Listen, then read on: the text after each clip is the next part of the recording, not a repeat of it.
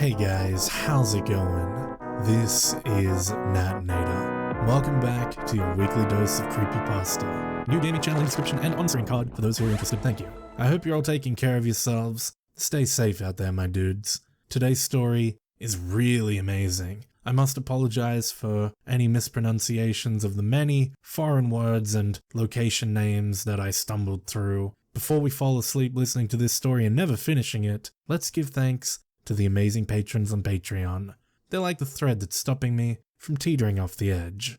Your disciples for this month, looking great. We've got Tiffany, Backup Puff, and Teddy Dog. Huge thank you to you guys. Now as always, turn out the lights, get comfortable, and let the story begin.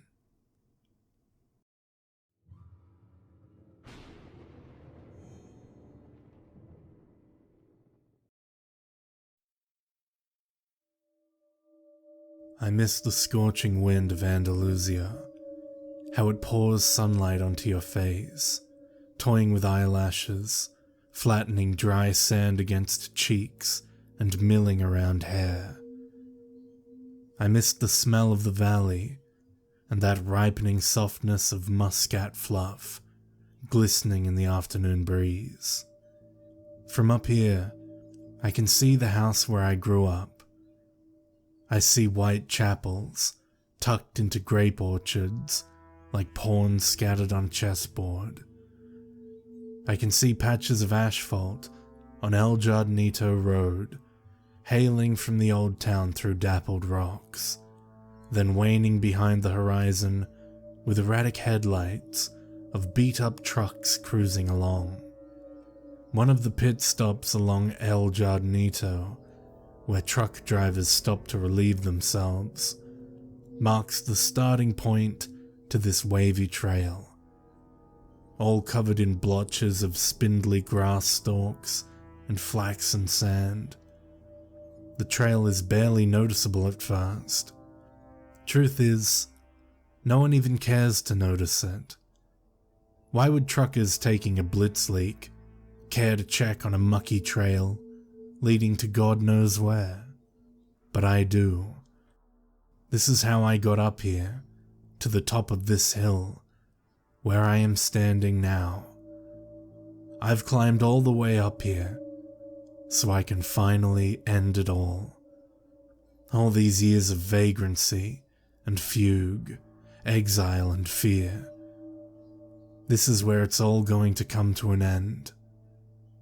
But for now, I'm enjoying the view of the valley unfolding below. I'm sipping the air of what could be my final memories. He'll show up soon. He always does. Like a shadow, he's been following me right on my footsteps, always there, behind me. And there he is. His limping figure appears behind the sharp bend off El Jardinito. He looks up and he sees me, then stops for a moment to catch his breath and leans on his cane, as if assessing the remaining trajectory for this final stretch, then resumes his walk. Or should I say, resumes his agonizing trudging.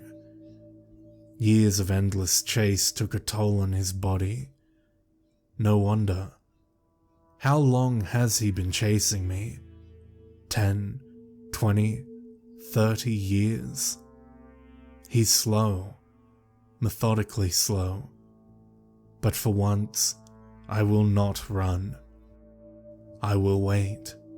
Right here, behind this rock, I will finally come face to face with him. This sharp Swiss knife blade I'm holding in my hand will soon lance right through his neck bone. Yes, that's what I'm going to do. This ends here, at the dead end of this sandy trail, atop the hill overlooking the valley with its white chapels and muscat orchards. Funny, after all these years, I still don't know the real name of my chaser. I always called him what Master Borges called him, He who wanders. He who wanders, listen.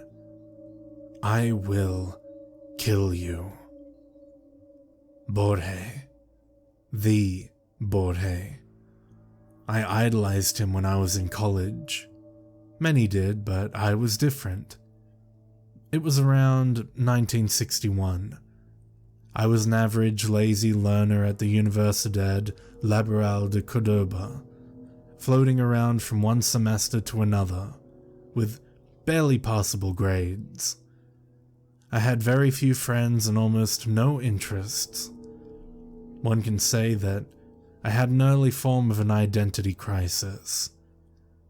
Besides chugging anisado, my only other passion was literature.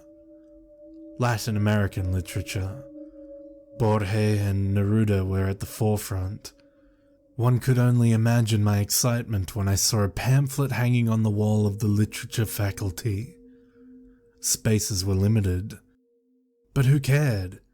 It was the man himself, George Louis Borges, coming to give us a lecture, followed by an open panel of questions. Like a maniac, I rushed to the auditorium hours before the lecture. I was the first in line, and when the doors opened, I got the front row seat. The auditorium was packed with drooling chins of young self-proclaimed prodigies, awaiting the arrival of the Great One.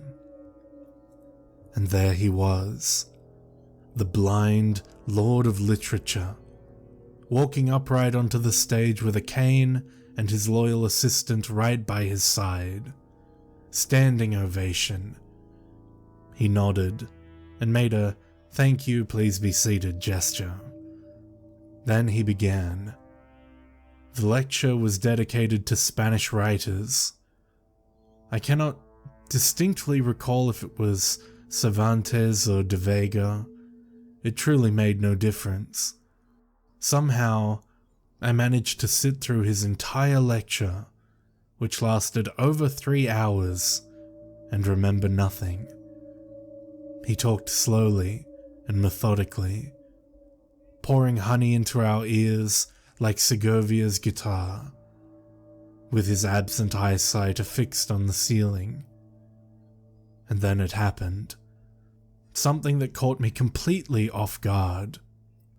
Before closing the day, Borges was about to take questions from the audience. Of course, I raised my hand, and so did about hundreds of other students. One of Borges' assistants whispered something into his ear, which made him smile. "It is an honor for me to be put in front of an audience of young people, but our time is not infinite," he said, with blind eyes still pinned on the far corner of the hall. "For that reason, I will randomly pick questions from 5 of you. I've never won any prizes or lotteries in my life. When I played poker or blackjack, I lost far more than I won. I knew my limitations, and that turned me into an average, apathetic person, rarely trying to outdo oneself. And so, sitting still with little ambition, I got used to that. Until that moment, when I saw Borges' finger pointing in my direction. That came nothing short of a shock. "Me?" "Yes, young man. Signor Borges picked you. Step forward and introduce yourself," said his assistant. I didn't know what to ask, so I quietly mumbled my full name. "Fernandez Augustin Navarro." Borges shifted his grey-shaded pupils in my direction, as if reacting to a sudden buzzing of a fruit fly. "Fernandez Augustin Navarro. Navarro. Haven't I met you once before, young man?" he asked. "No, Senor Borges. I never had the honor." But you will. We will meet again, Senor Navarro. You and I will meet again. But for right now, what is your question? The rest of the day was foggy. I don't even remember what question I asked. It must have been about him winning the Pre-International. Not sure. And maybe not important. No, not important at all. The greatest writer in the history of mankind called me by name. And then that bizarre, unreal thing he said about us meeting again? When? 9 years later, in 1970. And there I was, a somewhat promising journalist in one of London's somewhat scandalous tabloid newspapers. Every week, my name was featured on the second page alongside with celebrity chronicles and vile rumors. My paycheck was decent enough for a small studio flat by Manchester Square. After years of having been pent up by directionless studies, you could say I became something more than average. Or at least that's what I believed. That day, it was early October, arguably the best season in London, began as usual. I ate my chic breakfast consisting of 2 scrambled eggs, ham, toast, and dark roast coffee at Barrymore's Diner, and was ready for a pleasant walk to the office. It was shortly after 8 a.m., and I was in no hurry. My route was the same as it was every day. Past the square, right turn on George Street, turn left on Thayer, another right on Marylebone. My thoughts that morning were all preoccupied with the piece I was working on, so I was slowly making my way through the square when something caught my eye. Or rather, someone. At first, I didn't pay much attention to him, no more than I did anybody else who idled at the square that morning. Hippie rascals, with soiled hair, playing guitar on every corner, was a common theme in those days, and London town was certainly no exception. So here was another of those misunderstood love proclaimers, sitting right behind the gated area of the square. Striped, worn-out jacket, heavy cap, sandals with clots of woolen socks sticking out. A common hippie bum as anyone may have thought. I thought so too, except this one had something that made my intestines churn. I didn't know what it was, but once I saw him, I felt the irresistible urge to instantly walk away and never see him again. The way he looked at me, that gloomy frown that made me think of a line from Oscar Wilde, "That fellow's got a swing." There certainly was something outer-worldly about that fellow. His eyes, as if carved from a rock below his forehead, were mercilessly drilling thousands of tiny holes through me. I added pace. As I turned back one time, I noticed him slowly walking toward me, past the gates of the square, onto the street, paying no attention to screeching tires of honking cars, walking right towards me. He's just a bum. No, he is not. Just another one of those unwashed hippies. No. No. Run, run, run. George Street was empty like in post-war bombed quarters. I could hear my brisk footsteps, or was it the drubbing of my aorta against the chest? He was catching up. Run? Don't be silly. Yes, run. First slowly, as if you're trying not to show your chaser that you're scared. No, not scared. More like in a hurry. Why am I running? I can take him out with one punch. But it really wasn't about that. It was my first experience of that feeling, which I can only describe as some sort of primordial sense of fear, panic, dread, unexplained sense of looming doom arching above you like a dark figure with a scythe. I ran. I ran faster than my feet could move. As I turned the corner on Thea, I paused and looked back, fearing to see him right behind. Scrambled eggs, toast, and dark roast coffee were about to make their way back up through my esophagus. Wiping the sweat off my palms onto my pants, I bent forward in a protective position and looked around. Empty windows of George Street were checking me out, like a toddler witnessing parents in a cowardly act. Whoever that man was that incensed me into this uncontrollable panic, he was now gone. Shame on you, Fernandez Augustin, I repeated to myself while making futile attempts to enthrall palpitation to subside. Shame on you. I mumbled, repeating that word. Mumbling turned into whistling that song by Magic Lanterns. Shame, shame. I whistled, acting calm and self-composed. I sang without knowing words, only to convert my mind to something else. I sang so others wouldn't notice me shaking. I climbed the stairs of my office building, 3 at a time. 3rd floor. The familiar smell of typography oils calmed me down.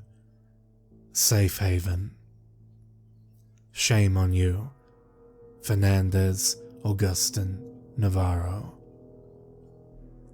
Even now, I question myself whether my journey to madness began on that day, or was it underway for many years? Madness that creeps in and recedes in tidal waves. Is that how it usually happens? All I know is that an hour later, I was laughing at my little moment of weakness. Preposterous and rubbish. My thick Andalusian twang spoke to me. The idea of being fully checked out by a specialist did cross my mind, and I immediately thought of Dr. Patel in Camden Town. He'd give me a comfortable medical diagnosis, like a panic attack, and prescribe some white pills, I thought. Little did I know that the day had more surprises in store. The unnerving script development continued in a more eerie fashion when my boss marched to my desk with a pack of printed paper. No, Navarro, you are not going to see Dr. Patel in Camden Town, who'll make a judgment call on your insanity. Instead, you're going to do an article on George Louis Borges' new book. He's making his presentation today at London Public Library and blah blah blah. I forgot about the panic attack. The thrill of seeing Master Borges again 9 years later was surreal. Moments later, I was sitting in a cab on my way to the London Public Library, scribbling all possible questions I should be asking him. El Informe de Brody, other books, forget it. I knew very well what I would ask. I paid the cab and galloped up the marble stairs leading to the hallway, where the master was about to hold his new book presentation. I elbowed myself through the crowd of journalists to occupy the coveted front row spot. Quick inventory check, wallet, J-sack along with the omnipresent Swiss knife. Seconds ticked leisurely on my wristwatch. 4 more minutes. Forget this morning sickness. Forget Dr. Patel. Collect yourself. Fernandez Augustin. Navarro! That's your last name, isn't it? Yes, Senor Borges. But how do you... 9 years ago, in Cordoba, I told you we would meet again. Do you remember? I nodded rapidly, completely forgetting he couldn't see me. Stupid. Perhaps, continued Borges, it would be more prudent for us to speak privately after the conference. I invite you to have coffee with me. You like Colombian coffee, Mr. Navarro? I shall see you precisely at 6 o'clock at the address that my assistant will provide. His blind eyes were still fixed at the top far corner of the hallway, far above all the congested, sharp-penciled critics and arduous followers of his divine writing. The attention was now all on me, as revealed by hundreds of photo flashes from behind. I thought of all the explaining that I would have to do tomorrow. How does Borges know you? Are you friends? You were raised in Cordova. Are you his illegitimate son? Back then, I didn't know.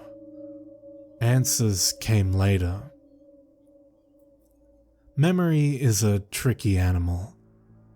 As I gaze over the valley and satiate my lungs with familiar smells, I cannot think of anything specific. Vague and elusive memories of my childhood home, and these orchards, these white chapels, and the old town itself. Nothing but an incomprehensible sensation somewhere down there, below the chest cage. I close my eyes and let the sun twirl around with tinted specks of mosaic light. I'm trying to focus without looking. Alas, nothing comes to mind. I've been robbed of my memory. You. I cast my eyes at the trail again. He's closing in. It's hard for him to walk upward, and yet I see that determination in his eyes, in that tight grip of that wobbly walking stick, in the way he periodically stops to catch his breath and eyeball the remaining distance. I'm not going anywhere. 5, 10 more minutes? Come and take me, old man, if you can. I almost see his facial expression under the heavily pronounced frontal lobe. It's a grin. It's an expression that says, "We shall see." Once I read an interview in the Morning Times. In it, Borges was portrayed as extremely humble and minimalistic. His home was depicted as a perfectly organized space, with easy access to everything. Books on the shelves, judging from the admiration of the columnist, there were lots of them, were organized by theme and by title. Dictionaries and encyclopedias were grouped together on the same rack, so that he could find them easily. In another article, dated 1966, I read that when Borges travels, and those travels were quite extensive, he carries a whole rack of books along, some of which may not even be read. When I entered his hotel room, that book rack was the first thing that caught my eye. I stood perplexed at the multitude of titles, most unknown to me, when I heard the door swing wide open, and there he was, entering through the doorway with a leisurely swinging cane. "Ah, Senor Navarro, how kind of you to visit this old man." I took a step toward him and produced some gibberish like, "Pleasure is all but mine." He half smiled and pointed his hand to the chair. "I know you will quite enjoy the taste of Colombian dark roast." Borges sat down and leaned slightly backwards without releasing his cane. "Do you know the biggest advantage of being blind?" he asked, and answered immediately. "Blind don't need light, so my utility bills are way lower." He laughed at his own joke, only to be interrupted by his assistant, carrying a tray of aromatic coffee poured in 2 small porcelain cups. Amazing how the very idea of drinking coffee instantly changes your mood before you even take your first sip. As I was readying to go on a pre-scripted monologue of expressing my gratitude and honor, Borges jumped right into the action. "I'll get right to it, Senor Navarro. About you being here, and about me remembering you. I know you have many questions. I will attempt to answer some but not all. When you leave this hotel, there will still be some questions that you will have to find answers to on your own." He gently picked his cup of coffee and with his hand somewhat shaking, took an artistic sip. Yes, I had questions. So many that my brain membranes were buzzing in bewilderment and disbelief. Here I was, sitting in the room with one of the greatest writers, who happened to mysteriously know my name, and "Have you by any chance read The Book of Imaginary Beings?" asked Borges. "I have. Many times. I read it in Spanish when it just came out. Very recently I bought the English translation in some shabby bookstore off Oxford Circus. I read that book far too many times, but never in its entirety, mostly starting on a random page, just as Borges had intended it to be consumed by his readers. You see, Senor Navarro, that book was, and perhaps still is, a never-ending work in progress, as human imagination has no boundaries. I've included what I had researched over 10 years ago, then recently expanded and republished with more figments of collective human imagination. But the book is merely a small subset. In a way, the book writes itself. In some form, it's a labyrinth, an endless one, a living one, where every corridor and every room is never the same.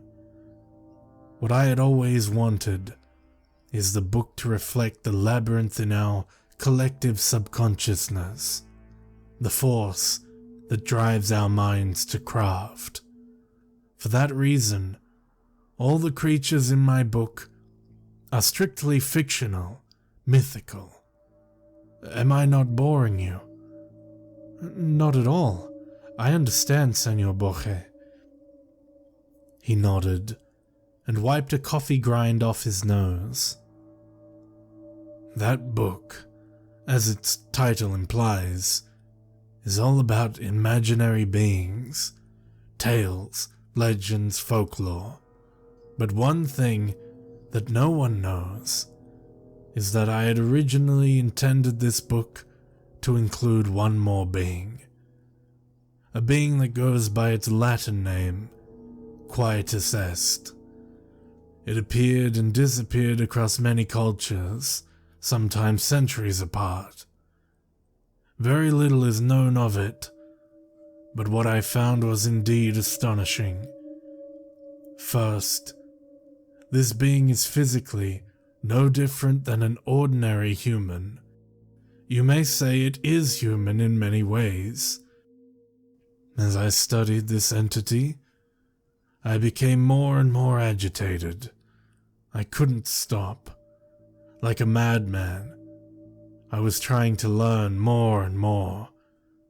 But very soon, the excitement turned into another feeling. Fear.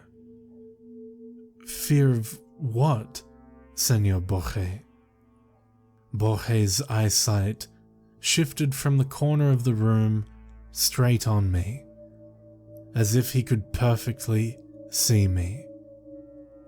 Fear of what I had uncovered, that Quietus est is not a myth at all. He attempted to take another sip, but his hand started shaking, so he had to put the cup down, spilling some of it on the saucer and around the table. Pardon me, young man. I'm trying to maintain composure, but you have not tried the coffee, he said, wiping his mouth and forehead with a knitted handkerchief. I raised the small cup and took a sip, disregarding the aromatic fumes of Colombian beans drifting down my internal gorges. Pardon me, sir, but are you saying that the imaginary being called Quietus est was not imaginary? Is that why you decided not to include him in your book of imaginary beings? Only in part. Fear came from the realization of what it would mean for mankind to know about its existence. You see, it's no secret that we are all well aware of our eventual demise. We all die. But imagine what would happen if we all stared right into the face of death every single day of our lives and knew the time that was left for us in this world. Death, not as a vague concept portrayed by middle-aged artists, not as a folklore tale of a grim reaper, but as a real, living entity that stalks you and walks around showing you a ticking clock counting down minutes and seconds, getting closer to you with every second, trying to grab your hand. Running from death is worse than death itself. He took a deep breath and closed his eyes. But I shall talk no more. Allow me to give you my scribbles from years ago. These are unedited in their raw format, so please pardon the poor language. It's right there, in the drawer. You'll find a folder with a yellow piece of paper. Read it aloud, while my ripe old body attempts to catch a breath. I opened the drawer, as he instructed, and found a yellow piece of cursive handwritings, carved in Spanish, with some Latin phrases. The scribbles were short, less than a page long, with marks and scratches, but most of this was very much decipherable. He must have written this himself, half blind, I thought. What caused him to do that, and not dictate to his assistant? I unfolded the paper and began reading. Quietus est. It is said that one shall not know about its own ways and times of demise. The imminent passing is only felt by those that are either terminally ill, and even so, they don't possess the knowledge of when and where, or by death row inmates awaiting the exact day and time of their execution. Lack of such knowledge coerces us to exist. Sumerians believed in a certain deity the word deity was scratched and replaced with demon of death embodied in human flesh and bones, which again was scratched and replaced with entity, whose sole role was to stalk its victims and inform them of how much time they have left to live. Per the ancient Book of Dead, which was discovered as a set of clay tablets, typically buried in corpses, only those that are luminous can see the deity, again crossed out twice, replaced with demon, then with entity. The luminous ones are thought to be either people with high spiritual powers or vice versa, the cursed ones, condemned by priests. The reference briefly reappears in some Egyptian manuscripts, but in later writings is replaced by Anubis, or, in rare occurrences, by Horus. The writings again depict this unnamed being as an eternal human who never sleeps, but always wanders. What's strange is that neither Sumerians nor Egyptians ever gave the entity a discrete name. However, the latter rare findings during Dark Ages refer to him as Quietus est. The only depiction of Quietus est was that of an ordinary human standing next to a sun clock, which was used to measure the time that the Chosen One had left to live. From time to time, Quietus est stalks the Chosen One, and, when cornered, moves hands of the clock forward to shorten the lifetime. If the Chosen One cannot escape, then his time eventually runs out. The very last reference was found in "Enough, Mr. Navarro. You understand the idea. Now, on to the main question. Why are you here?" He drew closer, and a dull shadow from a lamp cut right through his elongated forehead. Quietus est is an eternal wanderer who's always with us. The timekeeper who sits at the edge of the stage with a ticking watch on his wrist. The greatest gift given to mankind is its inability to see him.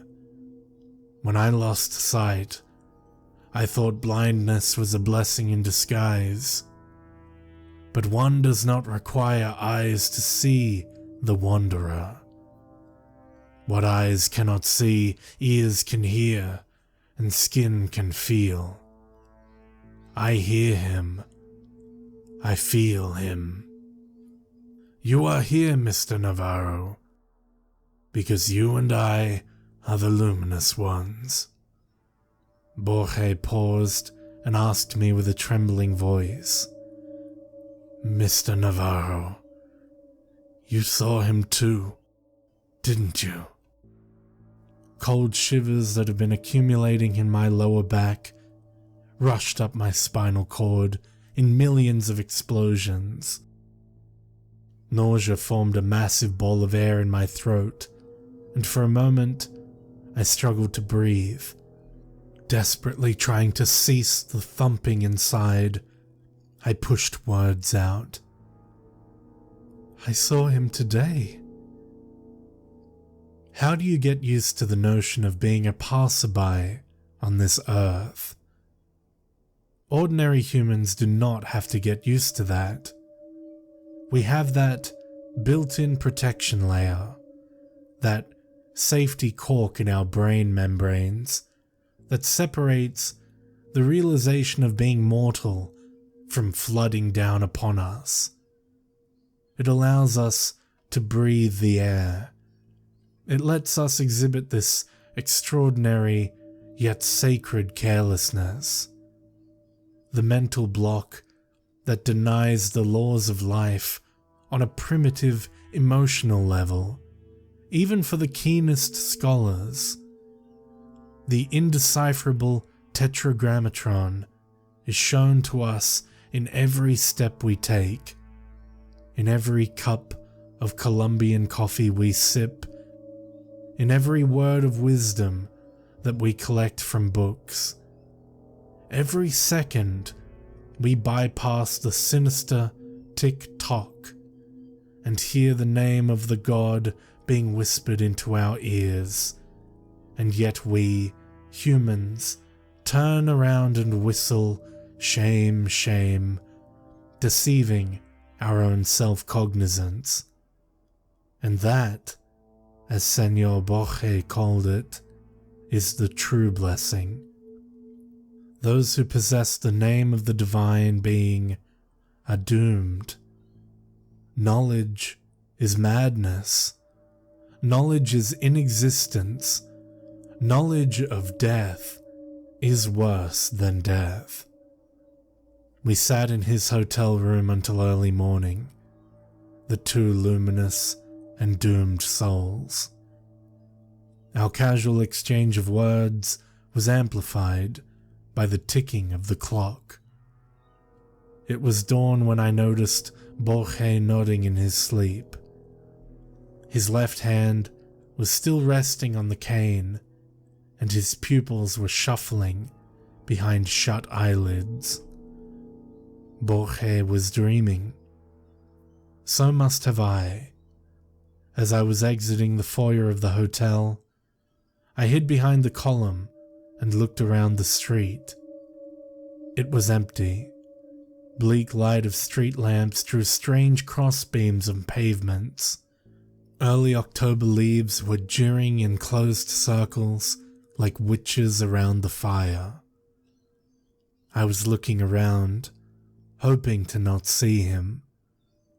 He wasn't there, but he was. I felt his presence not very far from me. Muscat orchards. They resonate inside like echoes of a guitar string heard from a deep alcove. But nothing particular comes to mind.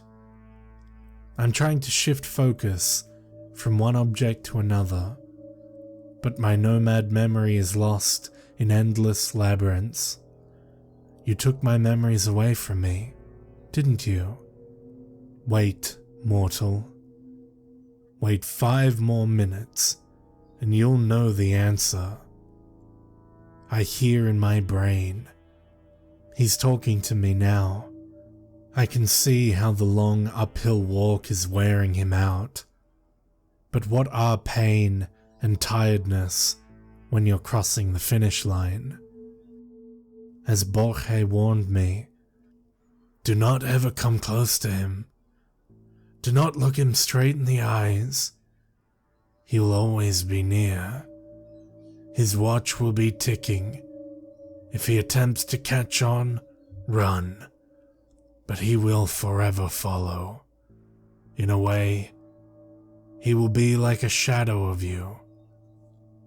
And I ran, and he wandered. I evaded, he followed. He came too close to me in my hotel room on the second day after my long night in Borges' quarters.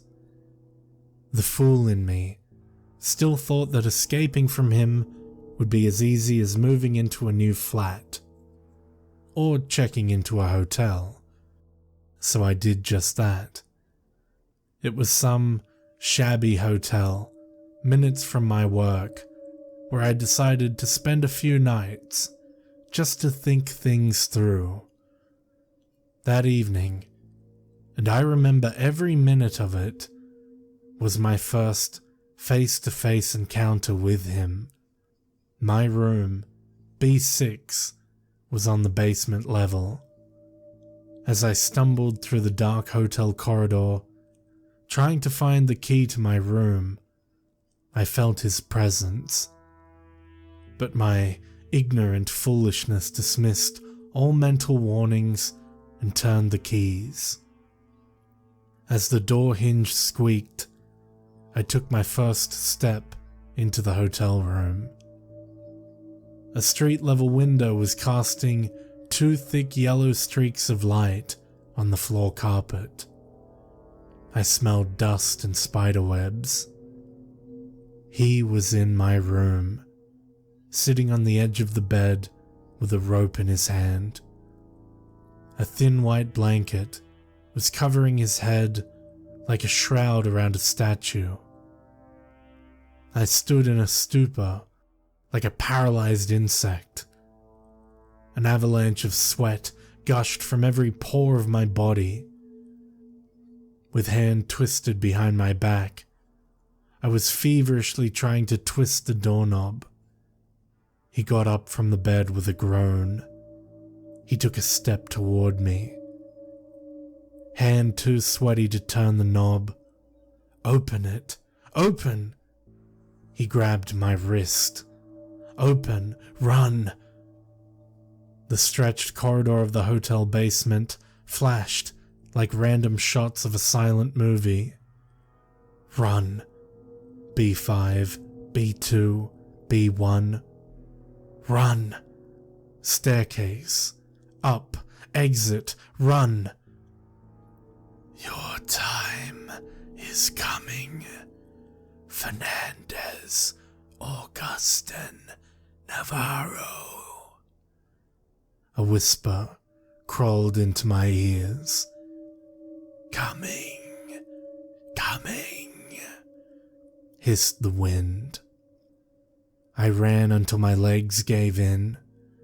I fell down somewhere in the outskirts of the town, passing out in an alley amidst rubbish until sunup. My madness has begun. In the days following my first face-to-face encounter with Quietus Est, I've moved out of my London flat. I had some savings, enough to tramp town to town, continent to continent, doing temp jobs here and there, sometimes sleeping on streets. He was right behind me. Even if I didn't see him for a month, I knew he would soon catch on.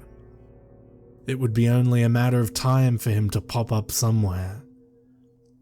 On the opposite side of the street, in the next car over on the subway, or madly prying through shutters of windows in the house across. My attempts to speak to Borges were futile. How does the blind master live with this curse, I wondered? How does he manage to evade his sinister follower? I had questions, far more than I had anticipated, but Senor Borges was already on the other side of the globe. I wrote him letters. He never replied. I tried calling hotels where he stayed. Unavailable.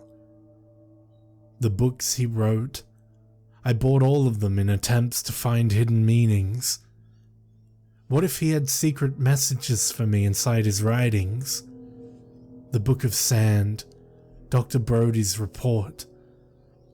I even searched his earlier writings, analyzed every word. Pointless, futile. Until 1983, Shakespeare's Memory. His final book, as it turned out to be.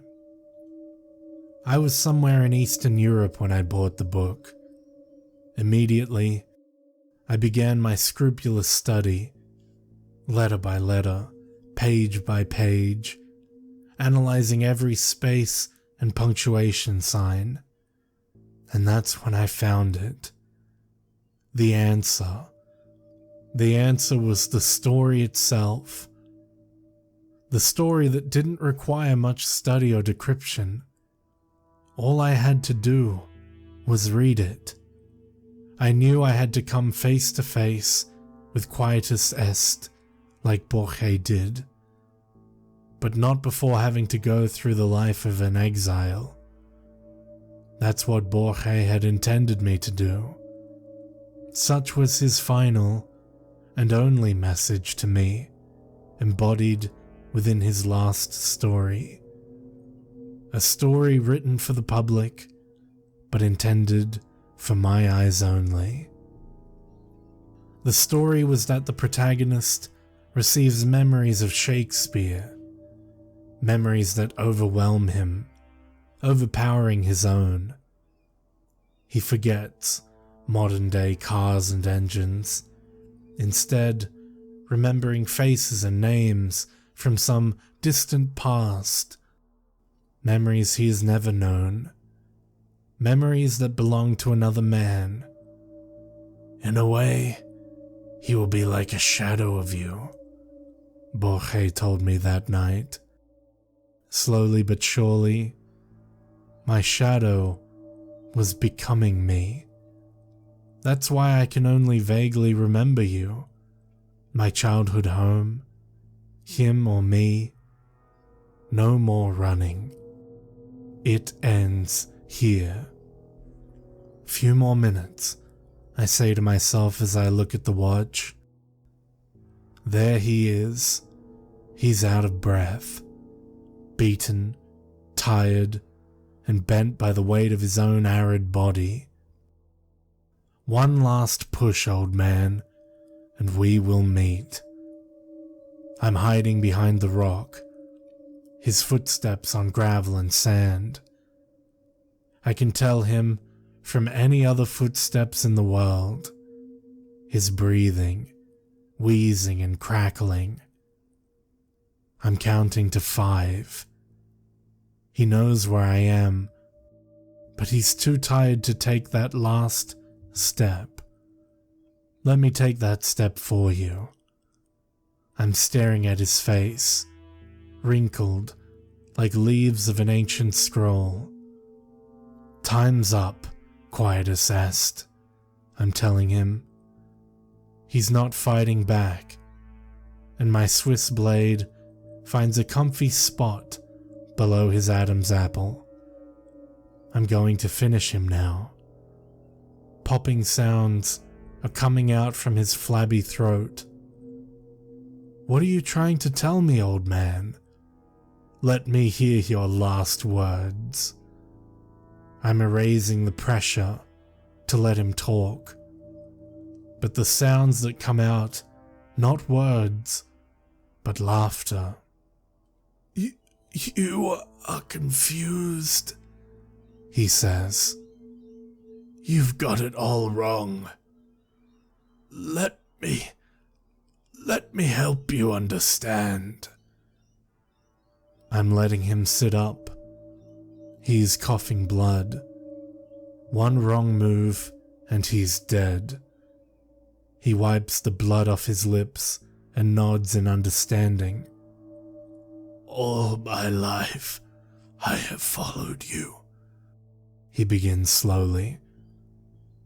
It's a miracle I've come this far and lived this long. Ever since I left Cordoba, I was a ticking time bomb. I was diagnosed as suicidal. Doctor after doctor, therapies, specialists, prescription, yoga. I have tried them all. Some helped for a while, and the disease subsided, but then trolled back with a new, stronger wave. It's this disease that nests here. And he points to his head, forcing me to look for a way to end my own life. It all began in London, on that morning when I was sitting on the bench in the middle of that square, feeling the disease gnawing on my brain. My first attempt was in that hotel, room B6. I sat on the bed in that dark room for hours, with a rope in my hand and a blanket over my head. Death opened the door and stood above me in the darkness of the room. Oh, how I wanted my pain to end, but it was not meant to be. Not then, not there. I had to live on. Ever since that day, it was a cat and mouse game between us. I chased death, and death would always slip away. Until now. He pauses, rubbing his flabby neck, then points his finger down the valley and continues. I was born in that house. I remember every moment of my childhood. My parents, my toys, my school. I remember playing hide and seek with my cousins in Muscat Gardens and dozing off to Sunday clergy in that white chapel. I remember Eastern rugs being washed on the street and the smell of grapes. My name is Fernandez Augustin Navarro, and you have no true name, but they call you Quietus est, the one who wanders. Filaments of scorching infernos have been ignited all over me. The fire sets off inside my eyelids, spreading over to all facial pores and trickling down my body. Lies! Imbecile lies! I roar. Look at me, he says. I am an old man. And you? Still young and strong, as you always be. You have not aged. Now think more. What do you remember of your childhood? Shakespearean memories of random sound and smells are all you have gained from me. Master Borges knew who you were. He cracked you, and then he tricked you. He made you think you were me. That was his way of evading you, by not revealing you the truth until his final breath, final book, final story. You are the one who wanders, and those memories you have, those are my memories. And now that I have told you who you really are, you must finally finish me. I've had enough of his fibs. I'm throwing my knife away. I shall not require any blades to finish him. With hands clenched around his thin neck, I am strangling him.